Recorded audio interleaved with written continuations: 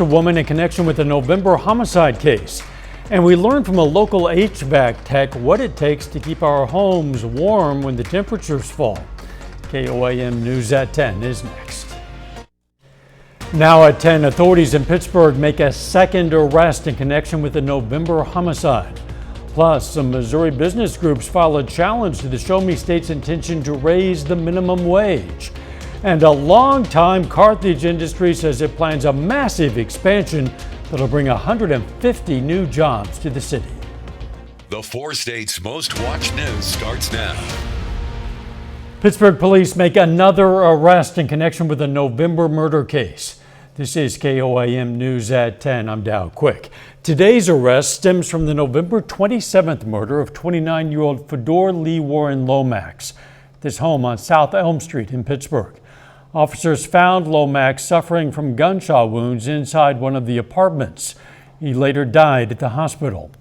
Shortly after the shooting, officers tracked a suspect to a home on the 300 block of East Park Street, and there they found 26-year-old Kevin Huckel hiding in the attic.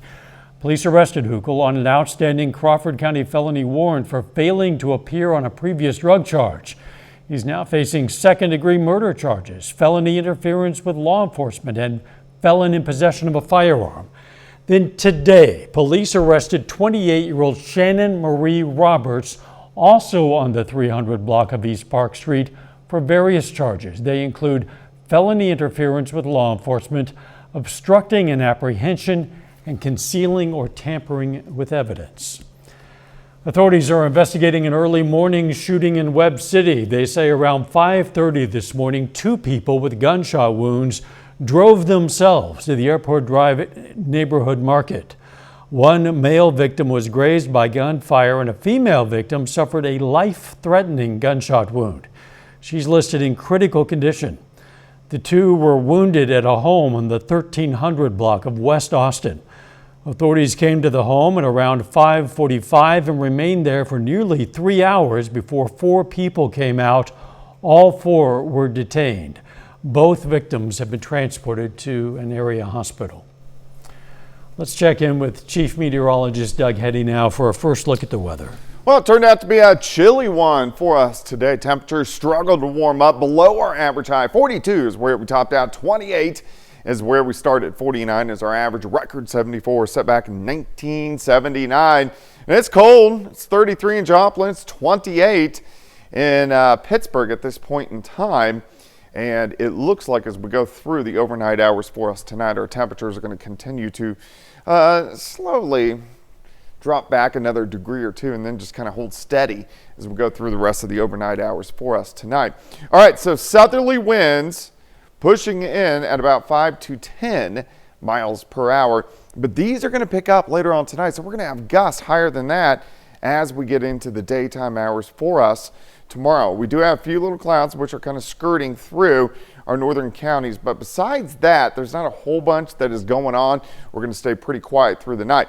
Warm up tomorrow. Rain chances in the forecast. We're going to talk about that here in just a bit. All right, we'll catch you soon. Cold weather can cause a number of safety issues when people are trying to keep warm. Authorities this week had to respond to a chimney fire in the Kelsey Norman neighborhood of Joplin. Responders alerted one resident before helping them to safety. It took about 90 minutes to get that fire out. There were no injuries. If you intend to use a fireplace, head over to KOAMnewsnow.com for a complete interview with the Joplin Fire Training Chief, Dustin Lunow, on the importance of making sure your chimney is properly inspected and cleaned by a professional. We've been dealing with some cold temperatures that make us want to stay in our warm homes, but behind that cozy warmth are the vital utilities that need regular maintenance. KOAM's Anthony Saviello spent the day with a technician who's working hard to help ensure we're ready to face the chill. The world is moving towards high efficiency heat pumps, and that's the main portion of our business. A business Cole Osborne started, a business he has a passion for. I don't have 12 years of experience. I have 20 years of experience shoved into 12 years. He uses that experience to make sure his clients can live comfortably in their own homes. to quickly get to the center of the problem. Can't see much, but there's enough corrosion on this thing to impede that signal. And get it fixed. So just a gentle scrape is enough to improve that current and increase the reliability of the furnace over the winter. Unfortunately, everything has a price tag. Things have become so expensive that the average person is in a perfectly reasonable position to wonder, how am I going to pay for this? But what's a business without solutions? One of the things that kind of separates this company from a lot of others is that we have financing available. For him, it's more than just a job. It's a way to make people's lives better. A heating and air contractor's job is to give information, help guide somebody to the best decision for them. In Joplin, Anthony Saviello, KOAM News. Osborne encourages homeowners to regularly replace the filters in their heating systems, and if they have any issues, says they should contact a local HVAC technician as soon as possible. Some big news for a local industry. Schreiber Foods in Carthage, Missouri announces plans for a major expansion. That expansion includes construction of a new 168,000 square foot production facility. They say features state-of-the-art technology. The $211 million investment is expected to create 150 new jobs. The project is scheduled to begin next month with completion scheduled for 2027. Schreiber Foods has been part of the Carthage community since 1950 and currently employs more than 1,300 people. The community turned out in Carthage tonight to support a fundraiser for a hit-and-run victim. Braxton Thrasher was struck on his moped back on November 30th and suffered traumatic injuries. Since then, the Carthage teen has dealt with a number of surgeries and has moved from Springfield to St. Louis for more extensive care.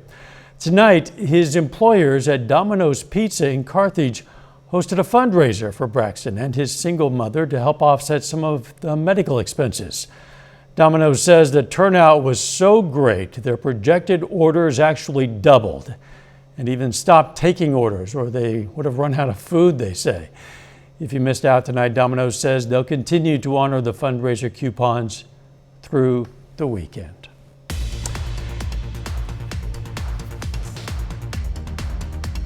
Later, McDonald County puts a unique twist on a Dickens classic.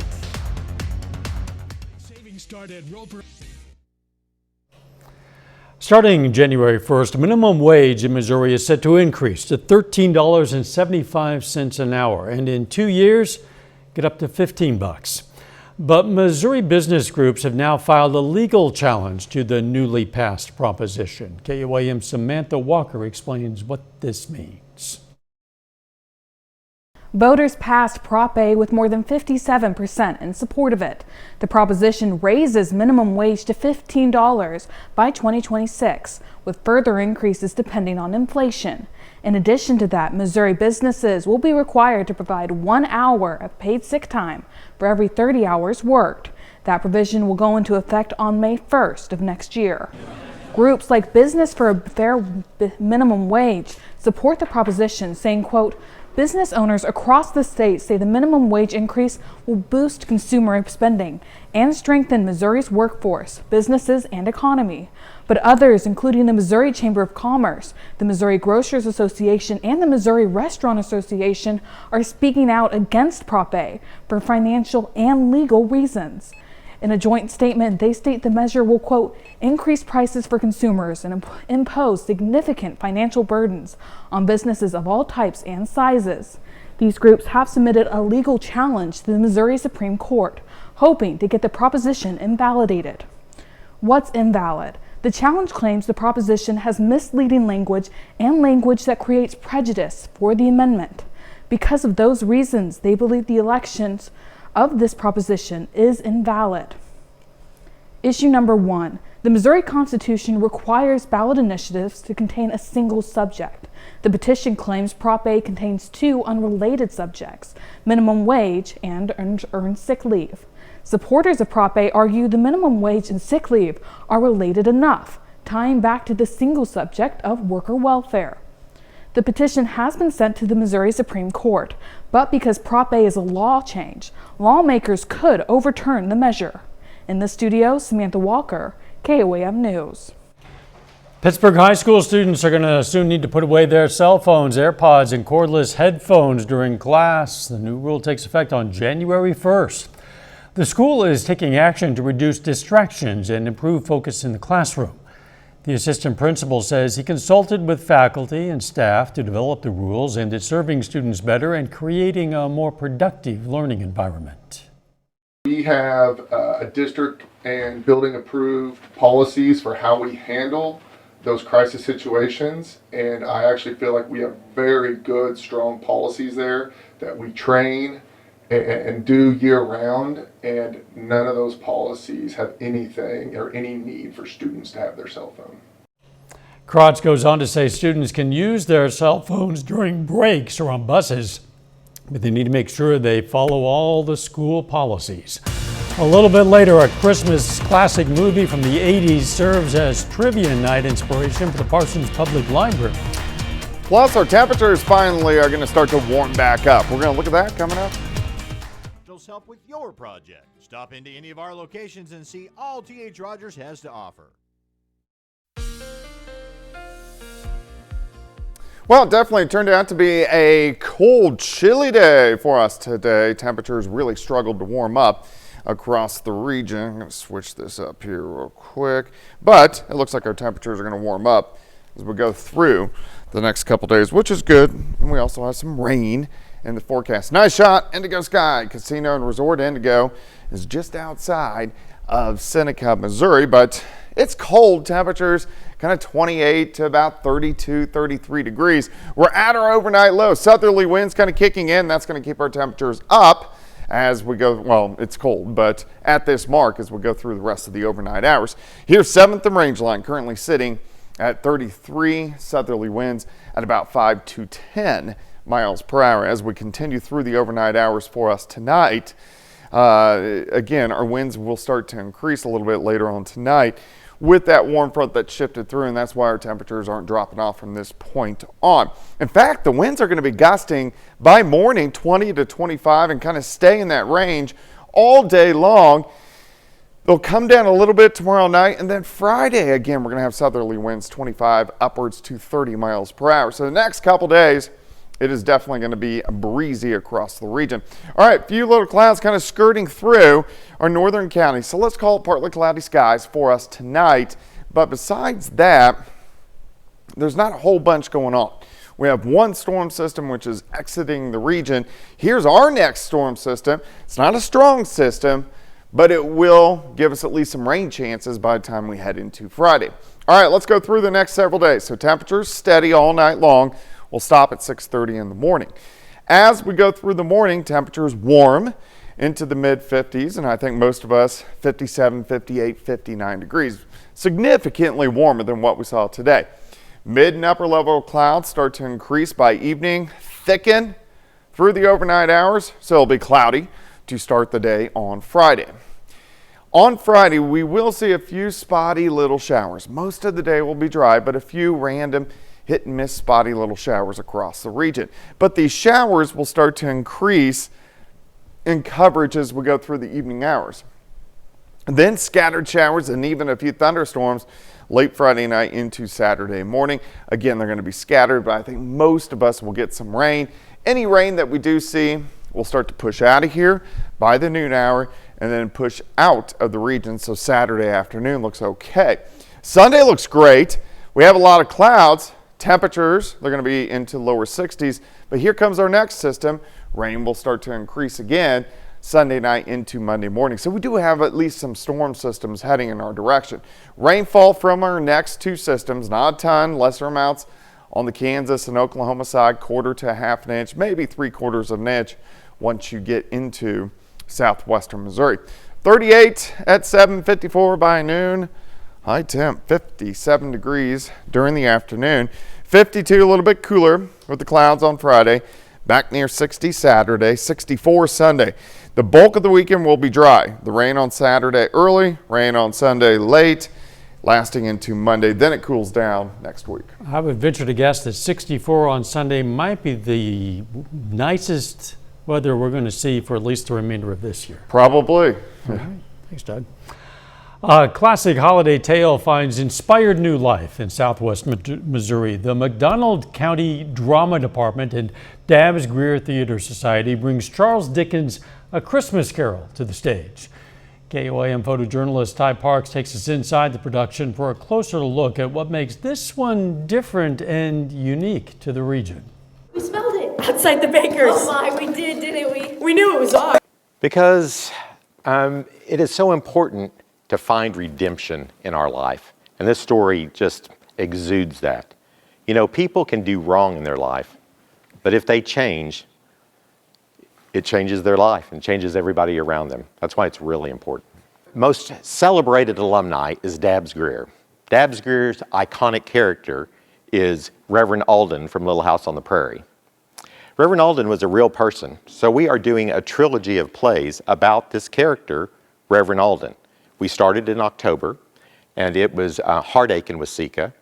This is actually Christmas in Waseca with Reverend Alden's telling of A Christmas Carol. He has walked slower these last few evenings.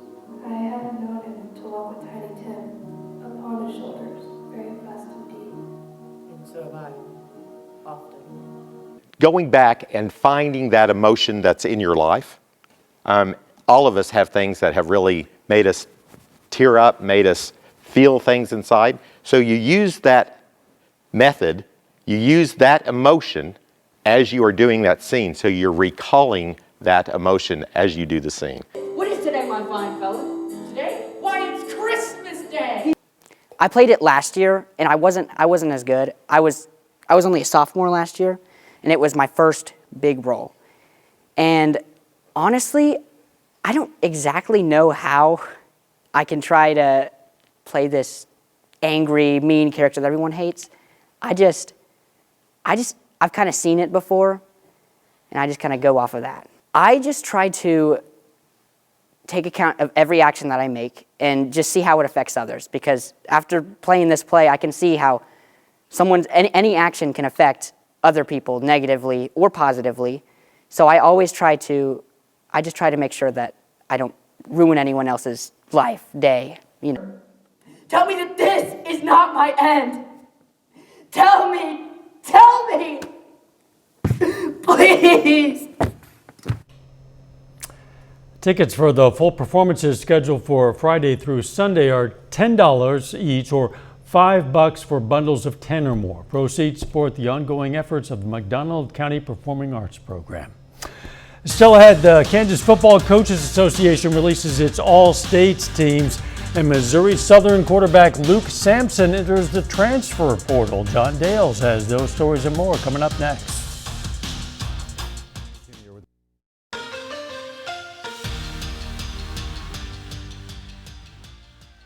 Hey, and welcome into sports. We start with some college football news. Missouri Southern quarterback Luke Sampson has entered the transfer portal with 1 year of eligibility remaining.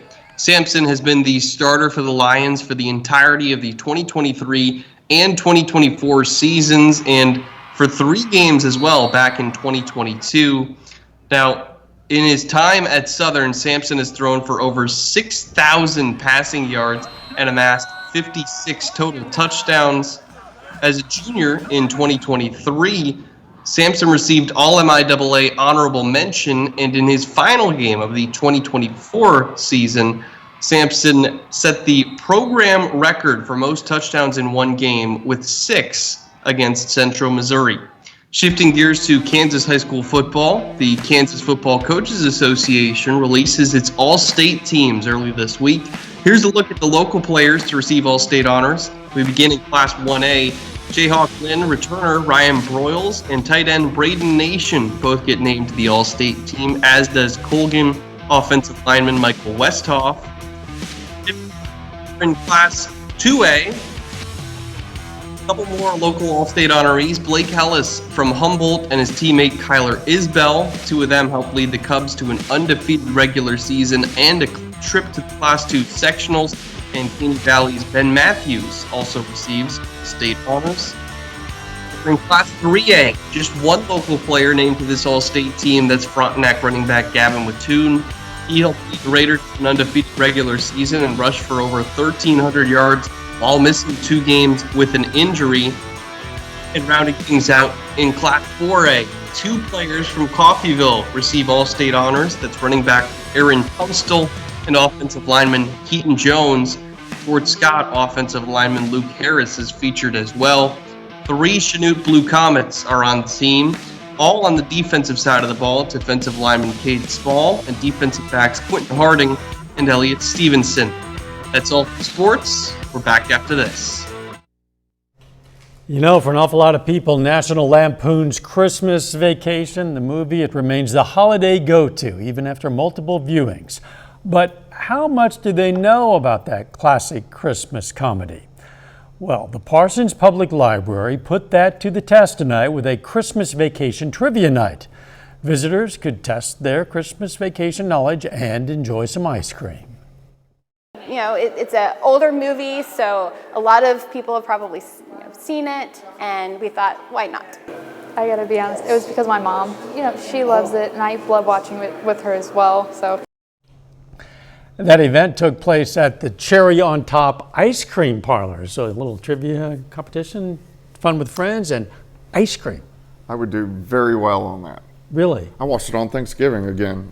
So. You know, I've seen it, of course. I think just about everybody has, but it makes me uncomfortable because I identified too closely with the Chevy Chase character. You know, the dad who tries to do well, but maybe doesn't always. Oh, it's a funny movie. I'm going to come check out your Christmas lights this year then. Uh-oh. All right, chilly tonight. We're going to drop back near freezing, 57 tomorrow, so quite a bit warmer. Thanks for joining us. The morning show starts at 5 a.m. Let's make it a great tomorrow.